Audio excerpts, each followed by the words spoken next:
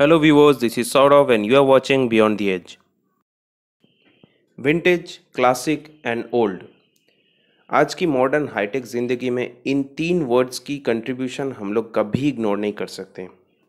For saving time and gaining efficiency हम लोग समय समय पर टेक्नोलॉजी को अपग्रेड करते गए।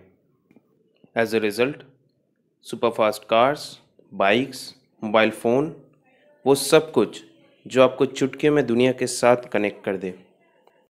लेकिन ट्रेजेडी ये भी है कि यही अपग्रेडेशन यूजेबल को म्यूज़ियम की कलेक्टिबल्स बना देते हैं। हमारा आज का वीडियो कुछ ऐसे ही वैल्यूएबल कलेक्टिबल आइटम्स के बारे में है। अब वो आइटम्स क्या है वो आपको वीडियो में पता चल जाएगा। वीडियो को एंजॉय कीजिए और विंटेज, क्लासिक और ओल्ड के बारे में आपका थॉट हमें कमेंट करके ज़रूर शेयर कीजिए।